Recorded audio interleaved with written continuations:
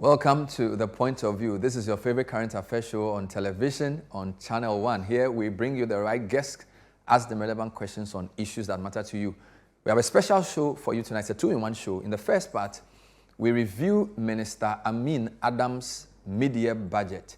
He presented a budget review to Parliament on Tuesday. Tonight, we bring you 10 key talking points from that budget and what those talking points mean for you and your pocket.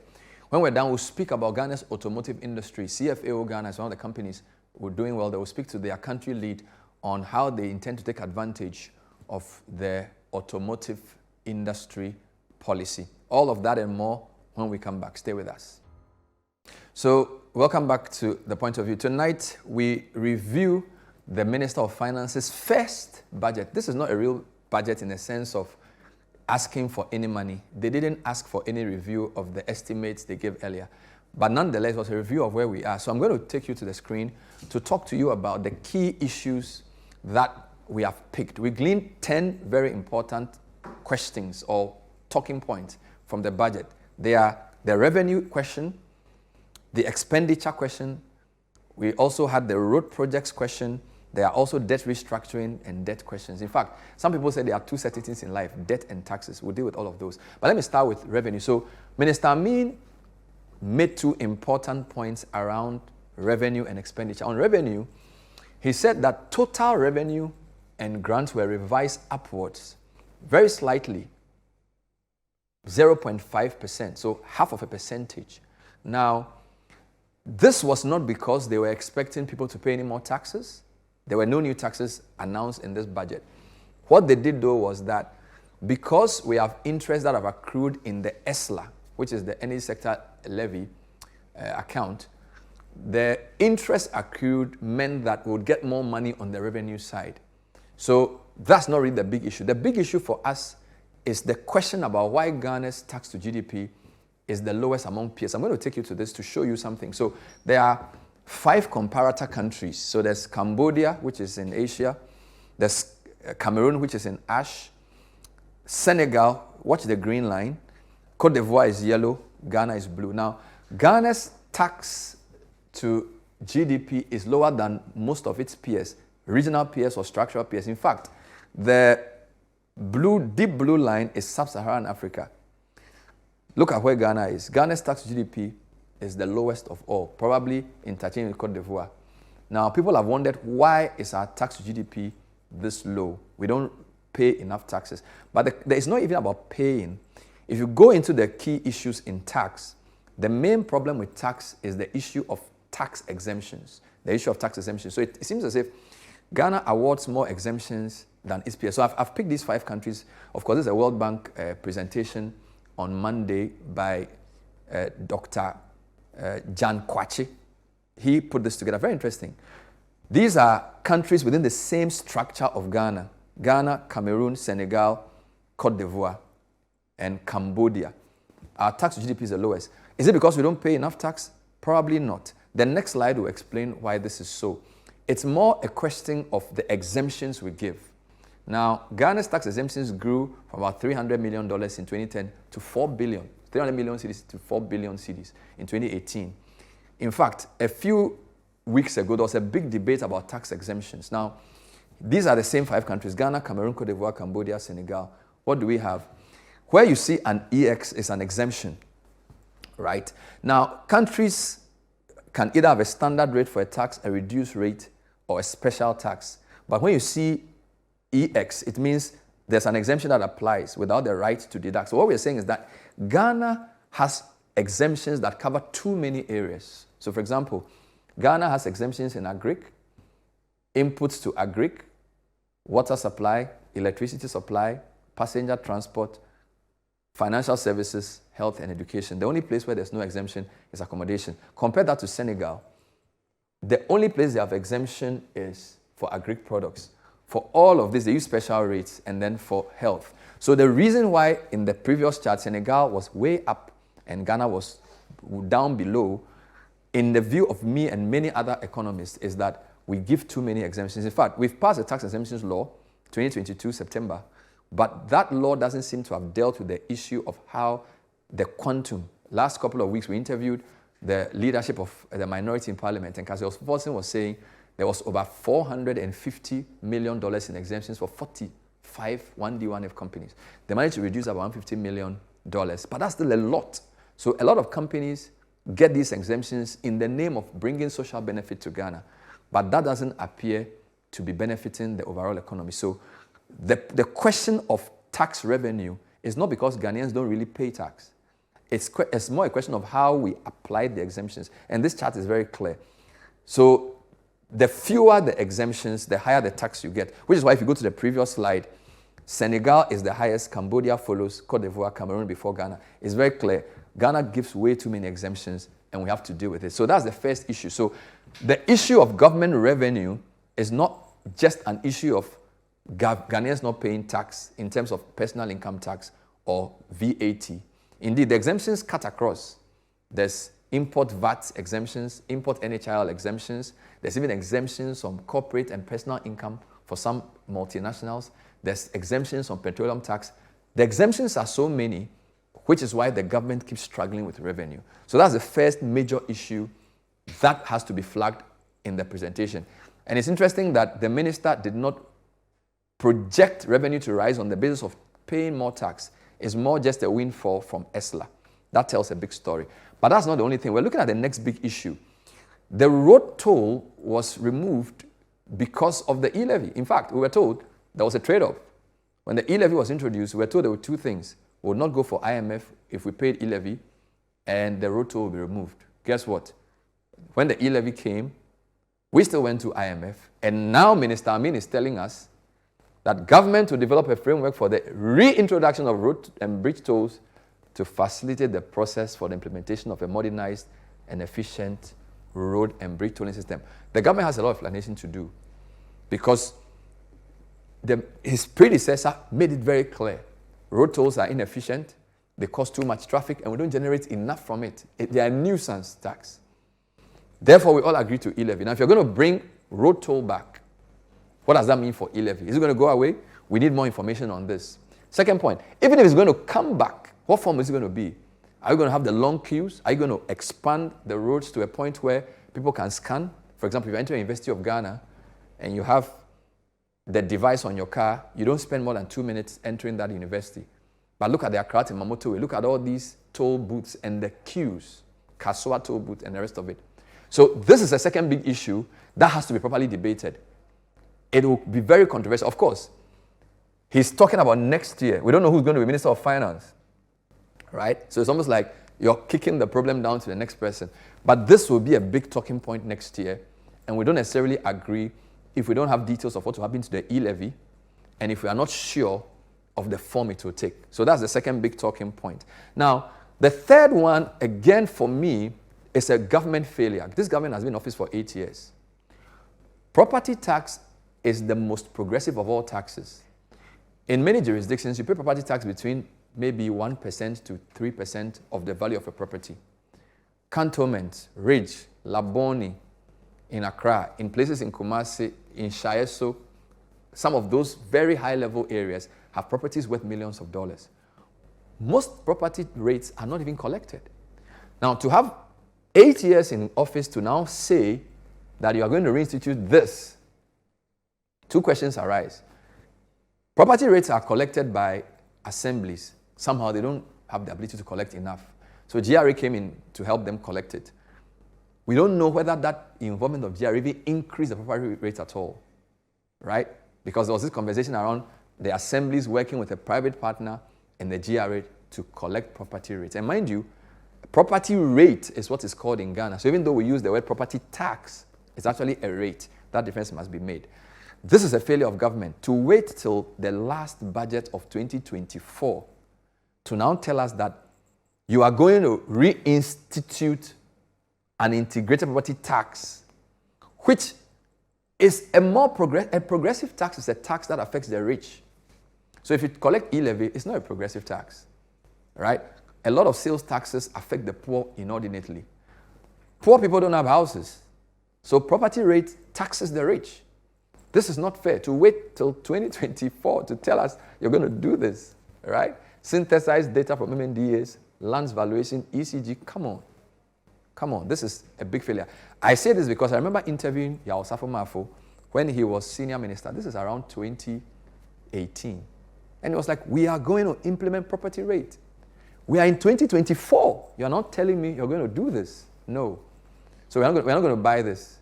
The government doesn't have the will to tax property, possibly because a lot of the donors of our politicians have property, and the lobby against property rates is probably going to be high. Some people even think because our politicians own a lot of property, they don't want to charge property rates. So this one, offside. It's too late. We need to see the action to believe that you are pro-poor. Because later in the presentation, we are told that 5.4 billion cedis was spent on pro-poor policies. Well, that's not bad, but if you really want to be pro-poor, reduce the VAT and the sales taxes and increase your property rate, because this is where all the big money is. And you don't wait till July of 2024 to tell me you're going to do this. This is not good. Let's go to the next one. Expenditure. So don't forget, the first slide was on revenue. Government only reviewed it up slightly. In any ordinary year, this should be great news. Government revises expenditure projections. They're reviewing it downward. Beautiful. We've all said government expenditure is too high. The deficit, which is the difference between expenditure and revenue, if your revenue is more than your expenditure, you have a surplus. If your expenditure is more than your revenue, you have a deficit. We've had deficits for many years. We spend way too much than we earn. So in principle, reducing expenditure is great. But the devil is in where is the reduction coming from? If government said, I'm going to reduce the number of ministers from 120 to 60, we're going to monetize all the benefits. We're not going to pay rent. We're all going to use normal cars, no V8s, no first-class travel. We're reducing the size of government staffers. And we're going to save you 2 billion cedis. I'll be saluting the government.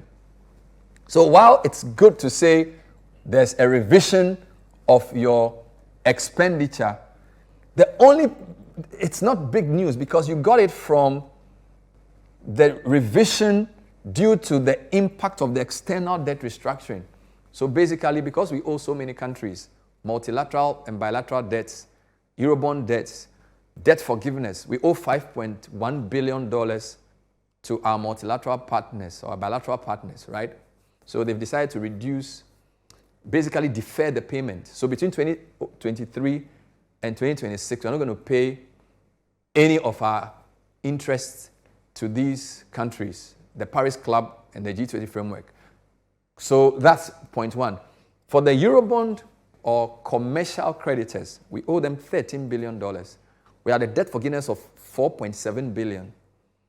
That's where this is coming from.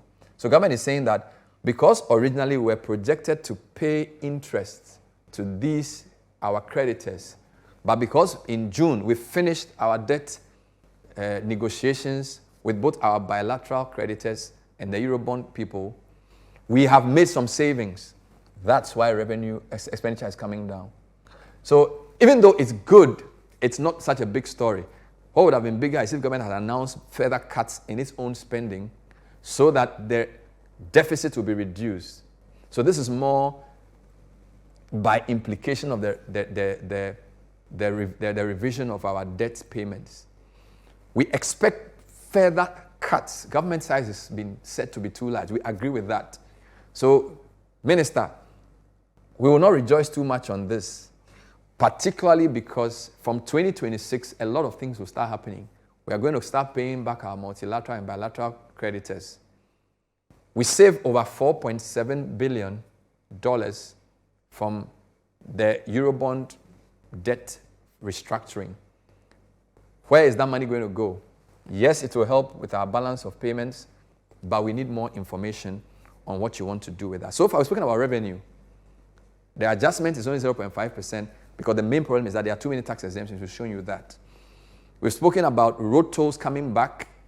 We were promised that it's either e-levy or road toll. So if road toll is coming back, e-levy's got to go. Property tax, you're waiting 7.5 years to tell us you're going to do an integrated system. No way. It's too little, too late. Tell us you are committed to it by doing it, because it's the most progressive tax in any country. It's not just Ghana. Countries that seriously want to reduce inequality They tax property well. We've never been able to do that in 8 years. That's not good. Expenditure coming down, great idea. It's just coming from interest savings. It's not really from government commitment in cutting its own expenditure. So I'm not going to give you too much credit for that. We'll take a break. When we come back, we'll look at some key issues on road sector. Government says they've spent 10 billion cedis on roads in just 6 months. Where are the roads? We'll ask those questions and find out. There's also free SHS. 9.9 billion cedis on free SHS. What does that mean? Is it sustainable? We'll deal also with the issue of interest rates and exchange rates. And we'll end by looking at the outlook for Ghana's economy. This is a special editorial on the Minister of Finance's mid-year budget review. Stay with us. Welcome back. The Point of View tonight is a two-part show. In our first part, we're doing a review of the Minister of Finance's budget, midterm budget, with 10 talking points. First talking point, revenue reduced. The issue is exemptions are too many. Then we went to the issue of road tolls. Coming back, we don't agree. If e-levy stays, road tolls must not come back. Government will reinstate property rate. Too little, too late, not impressed. Government revises expenditure projections. Not impressed because this is purely from savings, from debt restructuring. Government needs to cut properly so that we are committed to a proper deficit financing. Let's get to the fifth point. This was quite interesting. 10 billion cedis. And this is just 6 months. Where are the roads? Okay, we checked out the statement, page 29 to page 31, had these roads. And for me, I think that the government needs to show more working because 10 billion cedis is a lot of money, right? 8 roads were listed as being at various stages of completion, all right? Joaboso Biozen Road, Winneba Kasua, Karaga Town, Gushegu Town, Tolon Daboya, Nanton Karaga, Sefirioso, Accra Kumasi Road, various stages of completion. Paragraph 92, 6 roads were listed as having been finished. Dadieso Esichiama Menshia, Entry Ejekrum Debra Camp, Sunyayin Brekumina City, Atebubu Town Roads, Asim Fosu, Dunkwakoko Station, Ko Miaso. Why only 6 roads finished? Thought that was, mind you, we are in July 2024. All right, 10 billion spent in 6 months. Paragraph 93, other projects at various stages of completion. That's interesting. Tamale Tatale rehabilitation. Tema motorway roundabout. Flyover flower pot over motorway. Phase 2, Swami interchange. Dualization in Sawame Fanko. Is that not the same as Accra Kumasi, by the way? Agonan Kwanta Takwa. Dome Kitase. Obeche Bilamte. We don't have enough roads for the 10 billion. That's my view. Only 6 have been fully finished listed. I'm sure there are more because it says, if you read the text, it says some of the completed road projects. It didn't say all. So we needed more. All right, 10 billion is a lot of money. Because, by the way, in our next slide, you spent 9.9 billion on free SHS for 7.5 years. And we're spending 10 billion on roads for 6 months. So we needed to see more finished roads. Too many road projects have delayed. Debt exchange encumbered some of them. But we need more roads to be finished. A lot of the roads listed in the part 2 are progressing too slowly. All right, the Tamamoto interchange has taken forever. The Flowerpot interchange forever. So interchange is too slow.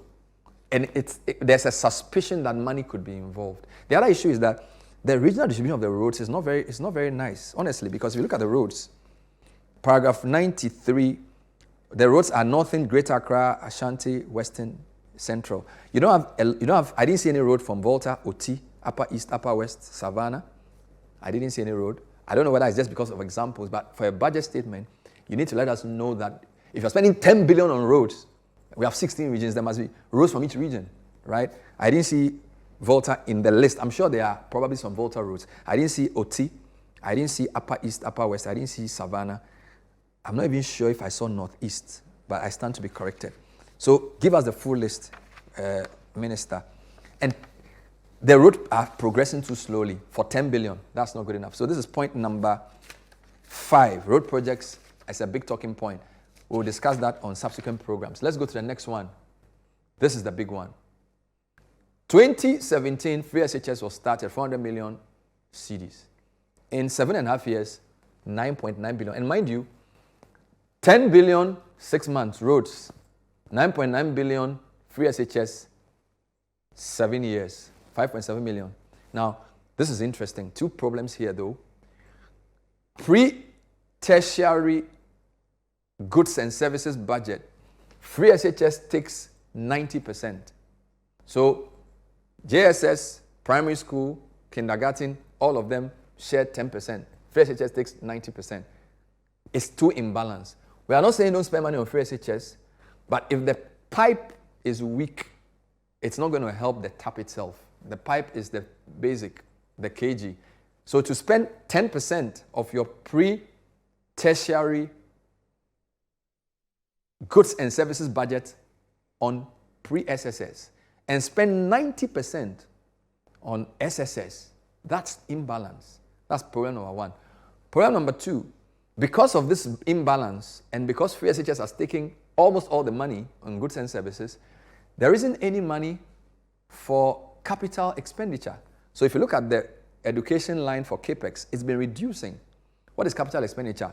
Building school buildings. We have over 5,000 schools under trees. Why? Because the investment in infrastructure has been affected by free SHS. So, nobody says free SHS is bad. It must be rationalized properly. The problem is, it's become too political. Nobody wants to talk about it. But it's a big talking point. If you spend almost 10 billion on free SHS, basic education is struggling, school buildings are not coming at the right pace. This has to be reviewed. I interviewed the Minister of Education. He doesn't seem interested. We need a review, not to stop it, to make it, because by the time free SHS becomes full-blown, basic education may need to be put on drip. School buildings are suffering. This needs work. It's a big talking point. I don't want to spend all day on it. But this is a big number, and there has to be a proper discussion around rationalizing it. People who can pay probably should be made to pay. The imbalance in spending on what is called recurrent expenditure versus capital expenditure. Final statistic on this. In the northern region, for every 10 people who enter class 1, only 5 get to class 6. By the time they get to GSS 3, only 3 are left. It's called attrition rate. So by the time you leave class 1 as 10, only 3 of you get to GSS 3. Only 3 of them are getting into SSS. So you see, why? Somebody may be living in a very small village in the north. He has a basic school 2 kilometers from his house. He can walk there. But there aren't enough JSSs. The next JSS may be 20 kilometers from his house. So he may not be able to go to JSS, not because his parents want him to go to school. He can't walk for 10 kilometers. It's too far. It's too risky. So there has to be a proper balance. This is just one example. The attrition rate, the national dropout rate is 7.5 people get to JSS. For the north, it's 3. So we have to spend more money building junior secondary schools in the north, which is why we have to have a more nuanced discussion about free SHS, and the government has to listen. The attrition rate is bad. Minister Amin, I know you understand what I'm saying. Let's move to the next one. Debt restructuring. This is a big one. This is point number 7. Now, I'm going to show you 2 things about our debt quickly. So, government spent 12 billion paying people in domestic debt exchange. They had already made a payment of 5 billion previously. There are 2 issues with our debt. Our debt is too high. This is how many countries? And this is credit to Professor Peter Korte of ISE. So, look at Ghana is not good, right? 2022, 92%, 2023, 84%. In fact, the minister projects that this is the threshold IMF says is good, right? Now, according to this budget I just highlighted, Mr. Amin's budget, we will get to 55% in 2028. 2028, right? So we're in 2024. In 4 years, we're going to come down to 55%. So it will take us 4 years to get to the level of Ivory Coast debt to GDP. That's not good enough. IMF threshold is 50%. So even by 2028, we will still be at 55%. This is not good. Why did we accumulate so much debt? I want to explain something briefly. So go to my next slide. I want to explain something briefly. Go to my next slide. The reason is because of the kind of debt we went for. Now, the green is export credit, right? Export credits on top. It's not that big. The blue is commercial credit. So Ghana goes to, by the way, this is our external debt. Ghana goes to, say, bank, Credit Suisse, to get a loan to build a hospital, or APSA in the US or wherever. So that's the blue. It's not too big, right? Now, the problem is the yellow. So in 2014, the yellow was very thin. The biggest was orange. What is orange? Multilateral credit. World Bank, IMF, IFC, these kinds of people. So this is usually concessional, not too bad. The big bad wolf is international capital market, yellow. You're going to the Eurobond market to borrow. 2014, it was a very small component of our debt. It starts getting big in 2015. 2016, look at 2017, look at 2018. Oh, 2019 is now the biggest. It's competing with commercial credit, commercial and international capital. So the two commercial components taking over almost 80%. 2020 is yellow. 2021, look at that. International capital markets taking over the whole thing. 2022, this is the reason why we had the previous chart. That's how come Ghana got into crisis. After 2022 August, we couldn't pay our debts because a large chunk of our international debt was from these capital markets. And these guys, they are loan sharks. A country going to borrow from international capital market as a sovereign is a very risky thing to do, right? This is what caused all our economic problems. And the charts speak the truth. From 2014, we're going for the orange, right? Multilateral credit is manageable. It's 5 billion. 13 billion in Eurobonds had to be restructured. 13 billion. Somebody has to explain this. Now, whether or not all that the minister is doing will address this big issue is there for all of us to see. But this is something that has to be properly discussed in Ghana. The reason, please go to the previous slide. The reason why Ghana is here is because of the slide I just showed you. This is why we are here. And it will take us 4 years to get here. And this has included part of the monies we were given. So our debt exchange, about $9 billion was saved from giving us haircuts. You invest with a bank, or maybe you invest with a mutual fund, which initially was supposed to be paid on the basis of amortization. It was marked to market. You are supposed to earn maybe 100,000. It will go down 60,000. And this is not your fault. It's because of the decisions the government took. Because the orange was too big. That's the problem. Because we went to the international markets and we were unhinged. It's a big, big issue that has to be dealt with. I don't think this deals with it enough. Let me go to the next one quickly. Okay, so the minister says our exchange rate has largely stabilized. It's a big point. So this is a 2-in-1. So exchange rates and inflation. He also says the inflation drop has been driven by tight monetary policy. Okay, I want to say a couple of things here. Inflation has come down compared to a year and a half ago. Not too sure if it's because of this though, because the Bank of Ghana also printed a lot of money. So I'm not sure if this is actually true. Now, let me show you the two most important causes of inflation in Ghana are food and currency depreciation. I'm going to prove it. Okay. The highest point of our inflation is 52.8. When did it occur? February 2023, right? So our inflation reached its peak around February 2023. Now, go to the Ghana cedi versus the dollar depreciation, right? Depreciation got to its peak 24th February 2023. So you see, this depreciation coincides with this inflation. What does it mean? When the dollar becomes more expensive, it pushes your prices up. So inflation is caused primarily by currency depreciation. We import oil, we import lots of things. So if you want to deal with inflation, you must make sure this comes down. This is the first point. Second point, the drivers of inflation are in colors. Food is the biggest driver. Just looking at the chart, the most prominent color is orange. It tells you that inflation is very food focused. So if you want to deal with inflation, you bring food prices down and you control the currency. So if you tell me that drop in inflation is driven by tight monetary policy, I don't agree. Drop in inflation has been because we got because the currency stabilized briefly, which he points out correctly here. He points out correctly. The stabilizing of the currency was because we got more relief from the IMF, another 360 million. And because of all the monies we saved in the debt restructuring, people started looking favorably on our currency.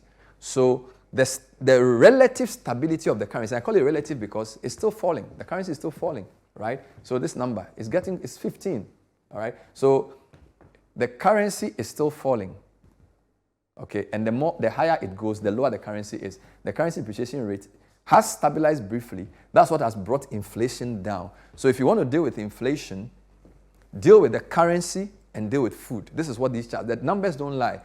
Food is the issue. So produce more food, bring down food prices, and stabilize the currency. The vice president said if the fundamentals are with the currency will expose, he's right. The reason this fundamental got here was the currency. Let me end with my outlook. All right. So we agree with part, we don't agree with the other one. I want to talk about this is really good. 5.4 billion on LEAP school feeding. This one, they should have broken it into 4. This doesn't tell the full story. LEAP for poor people, school feeding program, lots of issues around payment, capitation grant is now 15 cedis per child, NHIS. We should have broken it down to see the parts. My closing remark, Minister says our policies are resulting in a fast and strong recovery. I want to caution him. Every election year, your deficit, don't forget the deficit, revenue, expenditure, more expenditure over revenue, high deficit, 2000, 8.6, 2004, 3.2, 2008, 6.6, 2012, 11.5, 2016, 6.5, 2020, 15. Every election year, it's been higher than the previous. So, election, election, election, election, election, election. 2024 is an election year. The trend is going down. Minister Amin's challenge is to make sure history doesn't repeat itself. He needs to ensure that the rate does not continue in the 4-year cyclicality. That is the real challenge. So which is why I'm saying this recovery rate, we have stabilized. We have not recovered. We have stabilized. We've stopped the downward trend, but it takes a lot more work. 2026 is going to be a very difficult year because that's where a lot of your payments get due. That's where we'll test whether this is true or not. So whilst some of the points made there are true, there's a lot of work to be done. Let's come back next year and see where the yellow figure will go. That is the real challenge for this minister. So what I'll say is that the budget statement is a tad optimistic. We need to bring a bit more realism in so we know that we have not finished the hard work. Government must cut down more expenditure and find ways of sustaining the stability of the city. Because from the previous chart I showed you, that stability of 18% depreciation relative to previous year may just be a blip. If the 360 million finishes and investors start looking on Ghana disfavorably, we may start falling again. So we are not out of the woods yet. And as they say, it's not yet Uhuru. It's not yet Uhuru. 10 talking points. He had 27 pages. I'll give you 10 talking points. We'll continue the rest on a subsequent program. So when we come back, we'll be talking to the country manager for CFAO Mobility on how that company takes advantage of Ghana's 2019 automotive industry policy, where vehicles are assembled in Ghana. It's part of industrial policy. We'll speak to him when we come back. Stay with us.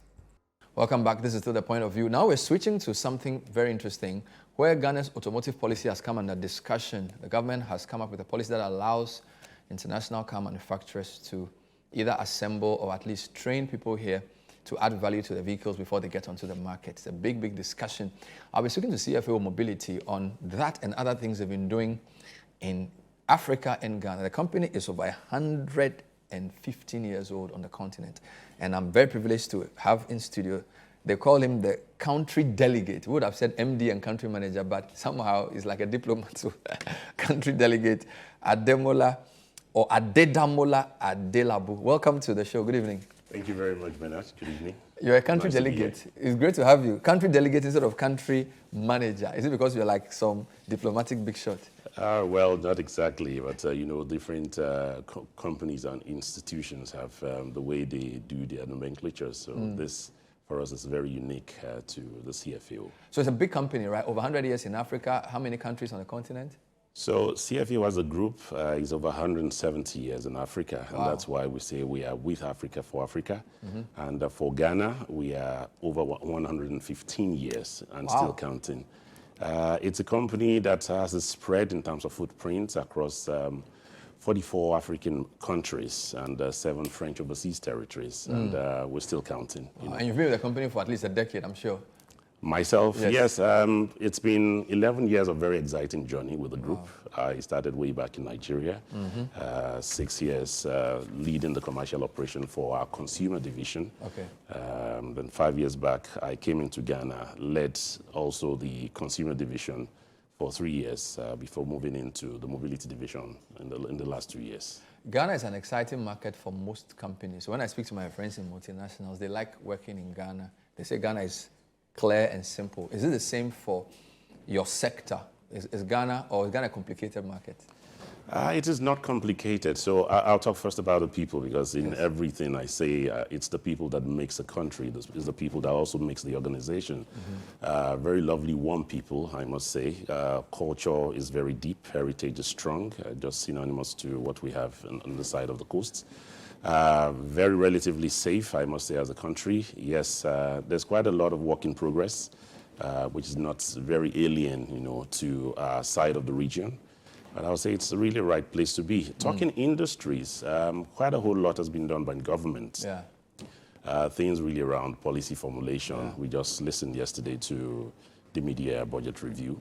Like I said, a couple of work in progress, but fairly I would say it's a country that is very well stable, and that will also continue to drive the confidence in investors to always want to be here. Specific to our industry, I think there's been, I would say, comme ci, comme ça, like this, like that. About 5 years ago, 2019 thereabouts, the government came up with the automotive policy, which is very, very laudable, very good initiative, which aims at seeing the country as the hub, the epicenter, for mobility business generally around the region. I would say it's been quite phenomenal to take that giant stride to come up with that policy. However, there's still some work in progress. Maybe in the course of the discussion, we will talk more about that. So generally, you would say that the automotive policy is sort of the new thing happening here that makes Ghana exciting. I know 1 or 2 African countries have that, but certainly within the sub-region, this is a plus for the country. How is your company seeing that in terms of taking advantage of such a policy? Yes, so CFAO, as you all know, has its parent company, the Toyota Tsusho Corporation. Okay. So Toyota Tsusho Corporation, so our parent body, has an investment here, which is tuned to the automotive policy, supporting government on that agenda. And from that, assembly plants, we have been able to recruit quite a number of Ghanaians who we are upskilling and upscaling to be technologically well-versed in what it takes to really building up a vehicle. We've created jobs, we've impacted knowledge, we are contributing very strongly to the country's GDP. So if you know very well, the automotive sector as a whole in Ghana is about a quarter in terms of contribution to the country's GDP. So it's quite a very interesting sector for the country.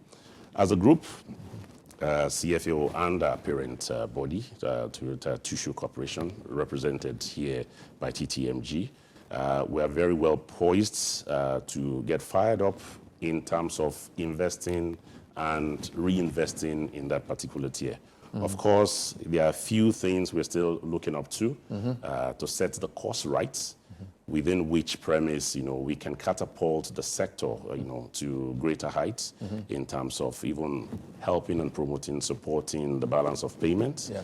Because as we know today, we have a bit of shortfall in that direction. Yeah. We are being, impacted largely by public debt pressure and all that. So I think this can contribute very, very massively also to the country's revenue earning, besides just limiting import influx, but also riding on several other platforms to also drive not just home consumption of these vehicles, but at some point in time when we are up to full, exploit of this initiative, also riding on things like AFTA and Co. to also promote exports in the mid to the long run. So in your view, buying vehicles that are made or assembled here, two advantages. Of course, you create jobs here, people get access to vehicles made here, but also our exposure to balance of payment challenges gets reduced because you don't have to then look for scarce foreign currency to import. So those seem to be the two main thrusts of your support for this policy.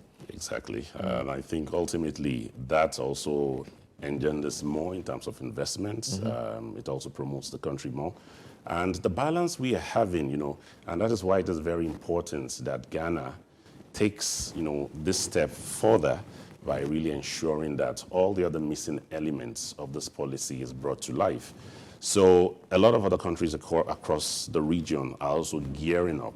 Abidjan is gearing up, Nigeria is gearing up.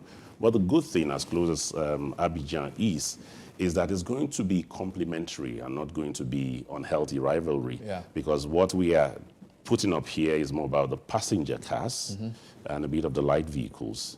While Côte d'Ivoire, for example, will be doing the buses and the trucks and co. So it will be quite complementary to each other. So once we're able to get the local environment, the local market saturated, then we can start thinking of, cross-border exports and leaning and leveraging, other opportunities that will come really from platforms such as AFTA and co. But to make that happen, we need to look at how we can build that vertical integration, the entire ecosystem. Yeah. Component manufacturing, for example, financing, which is also very key, to making this happen. Then also, like I said, on the part of the government, as much as a lot of good work has been done, how best do we tune in the last three elements of that policy that is still missing? I think that will really be the game changer. Capacity is there, for sure, across all the 7 registered local assemblers, we can ramp up capacity almost in the immediate to well over 140,000. And the projection between now and 2035 is that the total size of what will be new vehicles consumption in markets can be dovetailing around that same territory. So we are more like ready, even above and ahead of that time, to really making things happen. So just more like looking at connecting all of those dots from the part of governments. Key stakeholders are very much ready. Investments have gone in excess of 50 million USD to just make this thing. So let's look at the dots. Government has the basic policy. Companies like CFO Mobility have the capacity. Investors want to spend money. Do you sense local demand in terms of does the average car customer prefer a new car that's assembled here? If it does, why haven't we seen such a great uptake of purchases?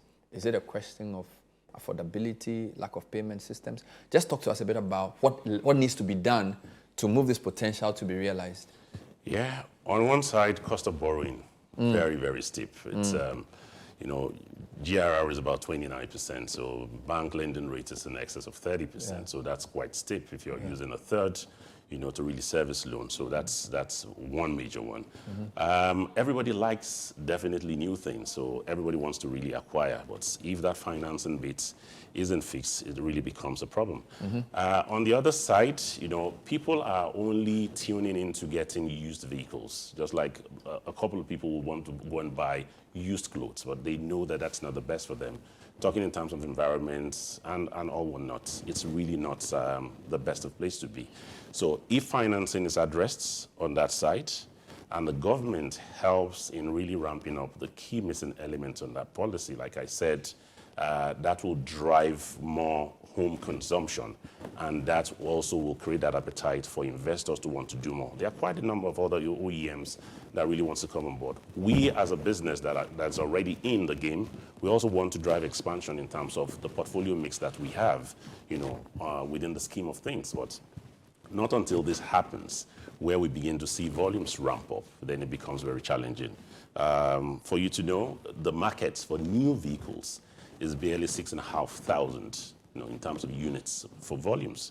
whilst the used cars is over 90,000. So there's really a lot of imbalance there. And what is driving it largely is that people will go for salvage, people will go for used, just because, you know, within the equilibrium, the mix is not so right, which is, if I need to get new, what else will I do to afford new? I can't pay a 33% to acquiring new vehicles. So I think that is the critical points that can drive and turn things around on that side, and the complementary efforts that government also needs to put in place besides all that's been done. So kudos to the government. A lot has been done, but just, you know, to switch on these few elements such that we'll be able to ramp up. Like I said, 140,000 capacity exists today as is. And we are only selling new vehicles, 6,500. So there's a lot of capacity. This is still the point of view. We're talking to friends from CFAO Mobility. My guest is the country delegate for Ghana in the person of Ade Damola Adelabu. And we're just talking about Ghana's automotive industry development policy and how CFAO Mobility, a company that has been in Ghana for over 115 years, hopes to take advantage of this to benefit Ghanaians. But let's talk about the future. A few people say, look, the future is actually green. And look, what we really need are electric cars. So beyond these diesel and petrol vehicles, what the future really holds is providing these kinds of vehicles. Is your company or group ready for this? And what are the offerings? Thank you very much. Yes, the world is going green. Africa is still a little bit behind, and when we narrow it down to West Africa, I think there's still a lot of miles to cross. I think the government is very deliberate in its policy statements. I think the bedrock will be fine-tuning on the automotive policy, the Ghana automotive policy, on which premise the electric vehicle opportunity can now ride. On the part of infrastructure, I mean, there will definitely be the need for some level of investment. For us as a company and a group across Africa, we've really began some inroads in line of this new opportunity. We are partnering with the biggest player in that space of EV globally. And in a couple of the countries, we've already had the launch. And Ghana, because of its prime and strategic, you know, placement, will definitely not be left out in the scheme of things by the time we do the rollout. So we are more fired up. I would say for the country specific, we are going even over and above in terms of our readiness to key into that opportunity within the EV space. So, of course, elements also that will have to be addressed will be how best the duty proportion or analysis has been done by the government. How well, you know, will the government also be well poised to providing ease of financing, very, very friendly, I would say pocket-friendly interest rate regime. All of these can help catapult into, you know, seeing the future and having the future even come far above and ahead now in us really exploiting on that space of electric vehicles. So CFAO as a group, more than ready. Ghana, for our business, I think we'll be tuning in some time to come, very soon, to showcasing not just to Ghana, but to the world as a whole, what we have in terms of offering on that portfolio. Let's talk about community development and giving back. It's a big issue. Many people talk about ESG. It's really how companies are rated now. As a global company with such a rich track record on the continent, what can you tell me about your community engagement and how ESG compliant are you? Fully compliant. And there are few elements I would really want to talk about here, and for want of time. Our focus, our strategy, tuning into the UN development goals, revolves around education, revolves around health and well-being, revolves around the environment. So a few of our, you know, support in that direction for Ghana. A while ago, we were at the Kaneshi cluster schools, where we completely revamped the ICT center. We revamped it. We deployed, you know, IT systems. We went even over and above. We went into their infirmary. We rebuilt completely their infirmary, provided beds, you know, drugs, medications for them. We very recently were at the Malata markets, where, you know, we drove advocacy in terms of educating people about hypertension, the pros and cons, and we let them to really understand first what hypertension is all about, how can we run checks. So we went in with our medical experts. We went in conjunction with our other sister companies here, Eurocare, and also Goldcast Laborex, with our medical partners to run checks for them and to also give free medications. We have quite a whole lot, going in that space, which, if I begin to showcase it, we'll really be running over and above the time slot for this program. So we are very, very much well-tuned around education, around health, around well-being, and around the environment. Talking about the environment, so last year, our airport facility, which stands first as our biggest after-sales hub and also our headquarters, for Ghana, went through an installation of a 135 kVA solar-powered, device, and with that, we are able to save in excess of 40 tons, of carbon emission daily, which will have really polluted the atmosphere.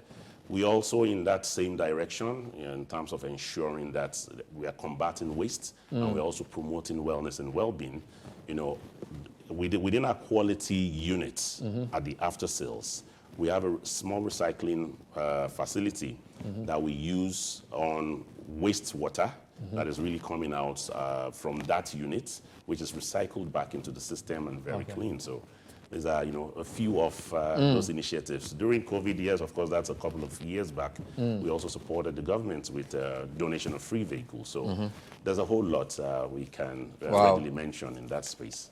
Just finally, so where do you see the company's future in Ghana in terms of contributing to our economic development? We're looking at industrialization. Countries in Africa must move from agrarian to industrially empowered economies. How do you see your company playing a role in that transition? Yeah, very good question. So I would say yes, with the auto plants, we've really supported employment. Like I said, we will be ramping up in terms of expansion on that, in terms of portfolio expansion, model mix, and co. This will also help upweight the level of numbers of people we are recruiting. So it will have impact on direct employment and also indirect employment, because we'll also talk about our partners, our vendors that are also supporting in that direction. Going even beyond that, we are also driving expansion programs. There are projects ongoing in terms of after-sales operations, because after-sales is more like the life wire of this industry that we belong to. So we are expanding. We have one that's just recently come up on Spintex, and we are also doing revamping and upscaling in some of our currently existing facilities in Takoradi, in Kumasi. We are upping also our partnerships with Total Energies and a few others. So there's a whole lot, going on within that mix. We have partnerships also with a mobility fintech company, Move, and in the last 3 years, through them and the partnership with us, we've provided employment for well over 600, people doing the taxi hailing business. And in the few weeks ahead, we will be doubling that up. So be on the lookout on the roads. You will see far and above what you've been seeing in terms of our presence, not just our presence, but impact we are making in the economy and the lives of the individuals that makes up the economy. We are gearing up to what lies ahead because we know that there is clear opportunity for development, and there is also clear opportunities for the individuals that are working in the country or that are living in the country in terms of livelihood and in terms of also impacting on the industry as a whole. Adedamola Adelabu, he's the country delegate for CFAO in Ghana. Great talking to you. Thank you very much. So that's all we have time for. In the first part, we brought you 10 talking points from the media budget and editorial, and we ended with an interview with the country partner for CFAO Mobility on automotive policy. Hope you had a great time watching. We'll see you next time. Bye-bye.